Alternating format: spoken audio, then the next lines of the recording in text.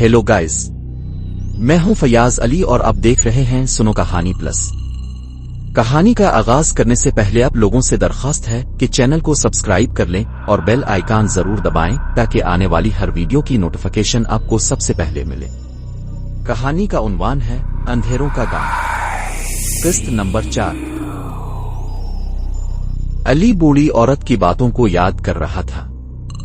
कुर्बानी दो, मगर वो जिसे ये चाहते हैं नहीं। इसके अर्द गिर्द लाशें फिर जमीन से निकलने लगे, सबके होंठ सिले हुए और आंखों में अंधेरा। वो एक साथ बोले, कुर्बानी कुर्बानी कुर्बानी। साया अली पर झपटा, तेरा बाप आ तेरा अंजाम। अली के जहन में एक ख्याल आया। इसने कांपते हाथों से चाकू दोबारा निकाला और जोर से अपनी ही हथेली काटा। खून के कतरे जमीन पर गिरे, लाशें पीछे हिट गईं जैसे जल गई हो। साया दे उड़ा, ये धोखा है, ये कुर्बानी नहीं। अली चलाया, यही कुर्बानी है, अपनी जान का हिस्सा। मैं अपना खून दे रहा हूं, किसी और का नहीं। अंधेरों ने चीख मारी। सिलाई ज़दा औरत के धागे खुद ब खुद टूटने लगे। खबरें जो हल रही थीं एक एक करके रुकने लगे। मगर साया गुस्से में दे उड़ा और आसमान की तरफ लपका। नहीं, ये खेल ऐसे खत्म नहीं होगा। अचानक बूढ़ी औरत फिर जाहिर हुई। इसने अपने हाथ उठाए और सरगोशी की। अंधेरों का खेल तोड़ने के लिए खून की नहीं, सच की कुर्बानी चाहिए। अली के कानों में गूंज उठा, सच? कौन सा सच? बूढ़ी औरत की आंखों से आंसू बह निकले। ये गांव इसलिए लानत ज़दा है क्योंकि यहां एक बाप ने अपने ही बेटे को कुर्बानी के तौर पर दिया था और अंधेरों ने बदले में पूरे गांव को कैद कर लिया। अली की रीढ़ की हड्डी में सनसनाहट दौड़ गई। तो ये सब मेरे बाप की वजह से?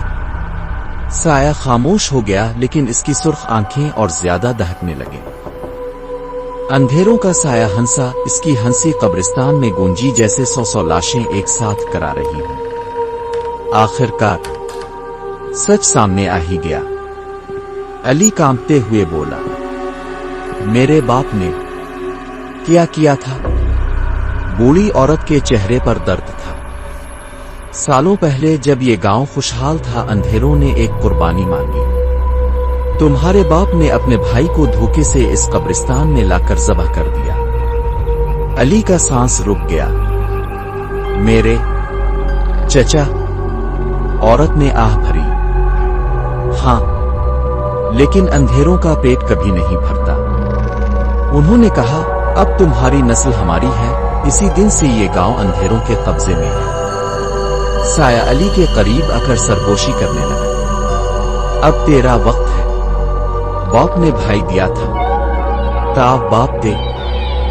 अली की आंखों के सामने अपने बाप का चेहरा आया, वही बाप जो बचपन में कहानियां सुनाता था, जो आजकल शहर में है और हकीकत से बेखबर। कब्रिस्तान की कब्रें खिलने लगीं, हड्डियां बजने लगें जैसे कोई नामालूम ढोल बज रहा हो।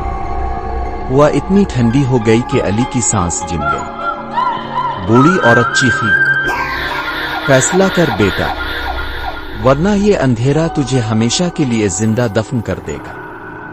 अली के कदम कांपने लगे। इसके दिल में सवाल दहक रहा था, क्या वो अपने बाप के गुनाह की कीमत चुकाए? इस लानत को हमेशा के लिए खत्म करे। अली के कानों में चीखों की बाज़गश्त गूंज रही थी।